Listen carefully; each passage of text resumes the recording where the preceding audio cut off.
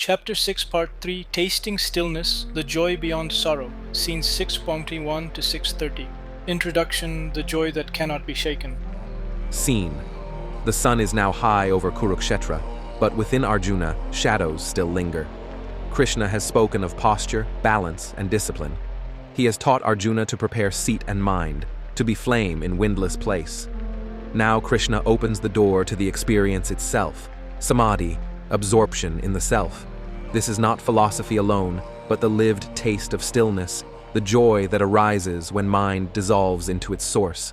Arjuna, trembling in grief and fear, now hears of joy that is beyond sorrow. Then, in the ancient tradition, sages describe Samadhi as the crown of yoga. The body may sit still, the breath may soften, but the real mark is joy beyond dualities. This joy is not fleeting pleasure which begins and ends. It is abiding contentment, unshaken by gain or loss, untouched by sorrow or fear. The Upanishads sang of it, where one sees nothing else, hears nothing else, knows nothing else that is the infinite, that is joy. For seekers, this was the great promise, not escape from life, but freedom within it, not numbness, but fullness. Krishna now assures Arjuna that such joy is real and attainable, even in the midst of battle. Now, this truth could not be more timely. We live in a world obsessed with stimulation. Notifications, entertainment, food, achievement, we scatter attention across endless surfaces. The result is excitement without fulfillment, pleasure without peace. Modern minds chase sparks, but never rest in flame. Krishna offers the antidote. Deep focus, stillness, inward absorption, these bring joy beyond sorrow. This is not passive laziness, but skillful stillness. It can be learned, cultivated, practiced. Consider how this applies in daily life. A person addicted to constant stimulation feels restless when alone. A yogi, by contrast, feels whole in silence. A worker obsessed with results feels joy only in achievement. A yogi, absorbed in self, feels joy even in effort. A family tied to possessions grieves in loss. A yogi, resting in self, finds peace even in change. This joy does not depend on condition but arises from being itself. Focus. The heart of this section is clear. Stillness is a learnable skill. Scattered stimulation never satisfies, but focused absorption in self brings joy beyond sorrow. Krishna calls Arjuna and us to taste this joy not someday, but here and now. Scene 6:21. The joy beyond sorrow. Scene. Krishna says, when the disciplined mind rests in the self, content in the self, finding infinite joy, it never departs from truth. Then, Krishna paints the first portrait of Samadhi. The mind trained by discipline finally rests, not in objects, not in outcomes, but in the self. There it discovers joy beyond measure, joy not born of senses, not tied to results, not shaken by loss. The yogi who tastes this does not wander, he abides in truth. For Arjuna, this is hope. His grief is heavy, his fears raw, but Krishna shows him a state where sorrow has no reach. This is not denial of pain, but transcendence. The yogi feels life fully, yet remains unbroken. Now, this lesson strikes home today. Many of us think joy is tied to external events, success, recognition, pleasure, but all these fade, and with them, joy fades too. Krishna points to another kind. The joy of self is independent. It arises when mind rests steady, when discipline creates space for being. Modern science calls this flow or absorption, but the Gita goes deeper. It is joy beyond sorrow. Even grief may come, but the yogi's center remains bright. This joy is sustainable, unlike fleeting highs of consumption. Focus. Seek joy in the self, not in fleeting things. Train mind, rest inward, and discover contentment that sorrow cannot touch. Scene 6:22. The gain beyond all gains. Scene. Krishna teaches, having attained this, the yogi thinks no other gain greater. Established in it, he is not shaken even by great sorrow. Then Krishna describes the incomparable worth of self-realization. When the yogi attains union with the self, he recognizes it as the highest treasure. No wealth, power, or achievement compares. The yogi does not despise other gains, but he knows their limits. Nothing outward can equal the inward joy. And once this joy is established, even the greatest sorrow cannot shake him. For Arjuna, this is profound reassurance. The loss of kin, the burden of war, the pain of conflict all may wound, but in self-union he will remain unbroken. Now, this truth confronts our modern obsession with endless gaining. We chase possessions, promotions, experiences, thinking each will satisfy, yet each soon fades, and the chase resumes. Krishna tells us plainly, only self-realization is lasting gain. Other achievements are temporary victories. The self is permanent treasure. With this joy, even grief, loss of loved ones, collapse of projects, disappointments does not shatter us. This does not mean we feel nothing. It means we remain rooted, steady, anchored in deeper truth, in Focus. The highest gain is self-realization. Root yourself there, and no sorrow can uproot you. All other gains are shadows beside this light. Scene 623. Yoga is freedom from sorrow. Scene. Krishna explains, let this yoga be known as freedom from union with sorrow. Practiced with determination, it is found difficult by the weak in spirit. Then, Krishna defines yoga itself. It is freedom from sorrow, not escape from life. The yogi is not numb but free, not indifferent but steady. But Krishna adds a caution. This path requires determination. The weak in spirit, those who give up quickly, find it hard. Discipline is necessary, for the mind resists stillness. For Arjuna, this is a call to courage. He feels weak, paralyzed by despair. Krishna tells him, the strength you need is not brute force, but determination to rise again. Now, this speaks to us directly. Many today want instant peace, instant meditation, instant spirituality. But yoga is not quick escape. It is steady discipline. To face desires, fears, and distractions requires determination. Weakness of spirit gives up when the mind resists. Strength of spirit persists gently, steadily, until peace is found. This is why Krishna calls yoga freedom from sorrow. Not that life lacks challenges, but that sorrow no longer binds. Focus. Yoga is freedom from sorrow. Build determination. Do not quit when restless. Strength of spirit brings peace. Scene 624. Resolve and detachment. Scene. Krishna instructs, with firm resolve, abandoning desires born of selfish will, restraining senses by mind, the yogi gradually attains peace. Then, the practice is described step by step. First, firm resolve, the decision to stay the course. Second, abandoning desires born of selfish will. The yogi lets go of cravings that fragment the mind.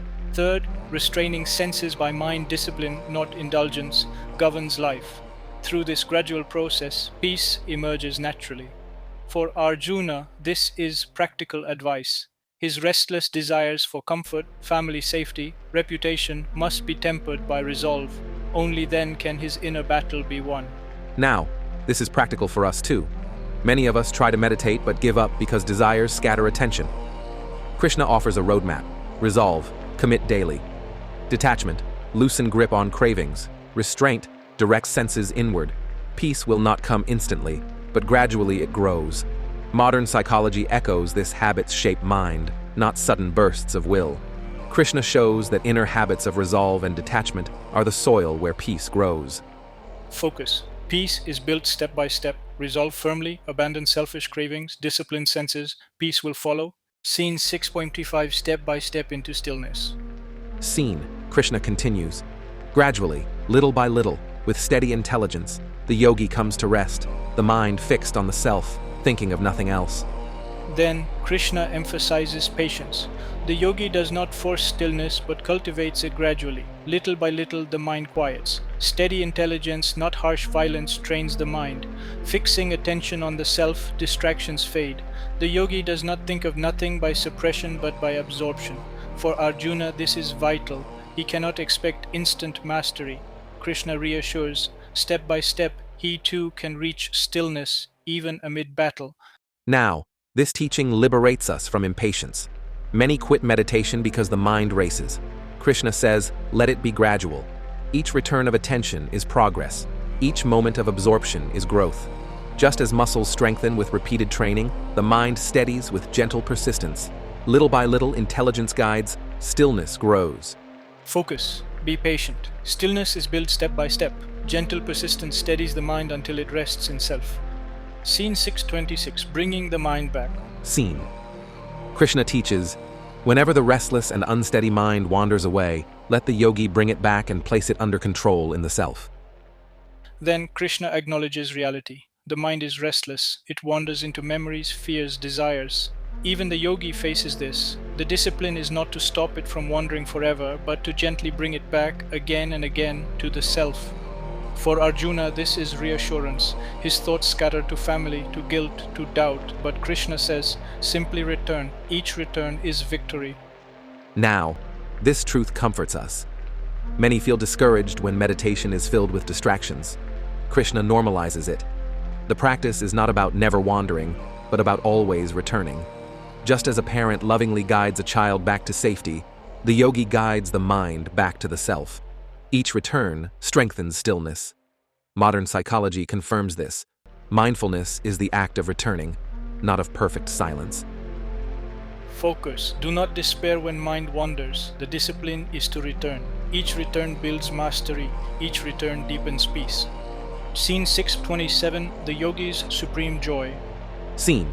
Krishna says, the yogi whose mind is subdued, whose passion is calmed, who is free from sin, experiences the highest joy, abiding in Brahman.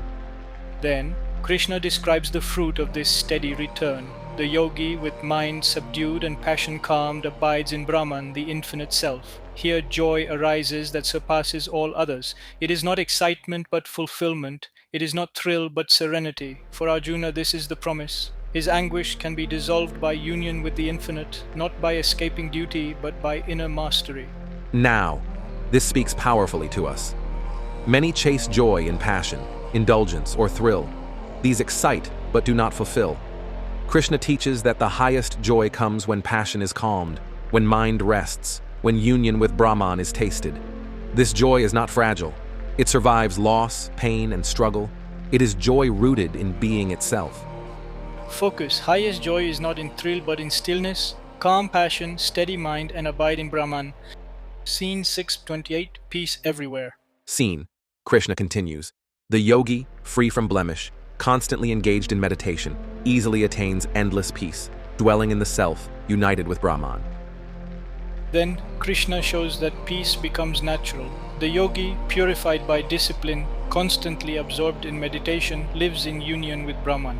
His peace is not occasional but constant, not fragile but endless. For Arjuna, this is vital. He fears that even if he wins, peace will not last. Krishna reassures, union with Brahman is endless peace, unbroken by victory or defeat. Now, this is medicine for us too. Many experience peace only briefly in vacations, retreats, or rare moments. But Krishna says peace can be constant when rooted in self. It does not depend on external breaks, but on inner union.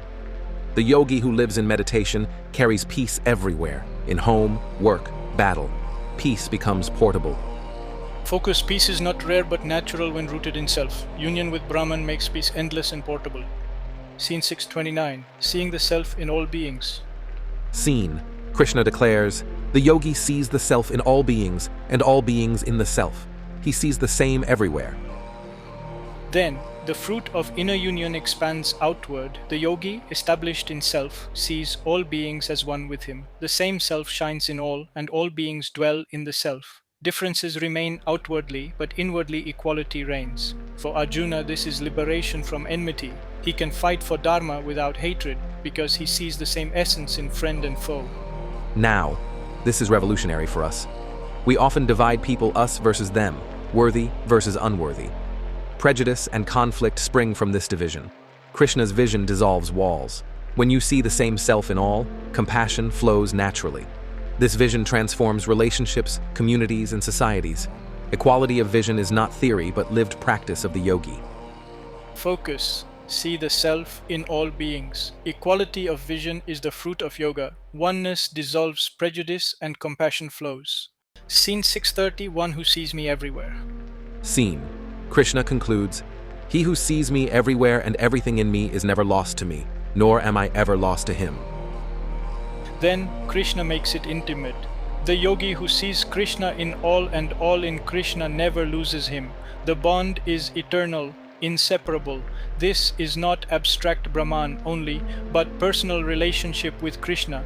For Arjuna, this is ultimate assurance. He will never lose Krishna, and Krishna will never lose him. In this bond, battle loses its terror because divine companionship is unbroken.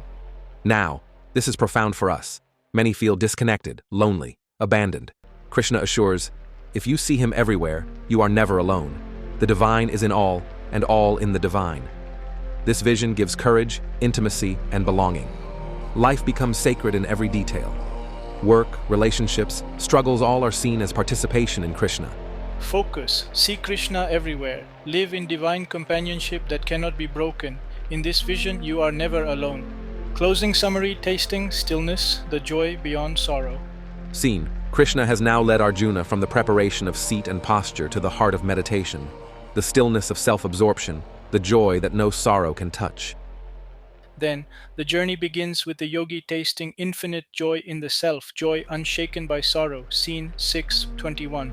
This joy is the highest gain beyond all others. Scene 6:22. Yoga itself is defined as freedom from sorrow, found through determination. Scene 6:23.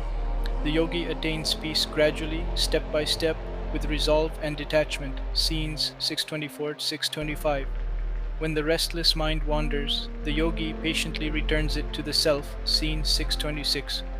From this persistence arises supreme joy, abiding in Brahman. Scene 6:27. Constant meditation yields endless peace, not temporary calm. Scene 6:28. Vision expands outward, the yogi sees the self in all beings and all beings in the self. Scene 6:29. Finally, Krishna crowns the teaching with intimacy, one who sees him everywhere and everything in him is never lost. Scene 6:30. For Arjuna, this dissolves despair. His grief is real, his war unavoidable, but Krishna gives him the promise of unshaken joy and eternal companionship. Now, this wisdom transforms us too. In a restless world, people chase stimulation but find sorrow. Krishna points to stillness as learnable skill. Joy beyond sorrow arises not from possessions or achievements, but from discipline, detachment, and devotion. Peace is not escape, but steady absorption in self. And from this union flows equality and compassion, the ability to see the same self in all. The final teaching makes it deeply personal. God is not distant. Krishna is never lost to one who sees him everywhere. This bond is unbroken, giving courage and companionship even in storms. Meditation thus becomes not cold discipline, but warm relationship. Focus. Stillness is learnable. Joy beyond sorrow is attainable.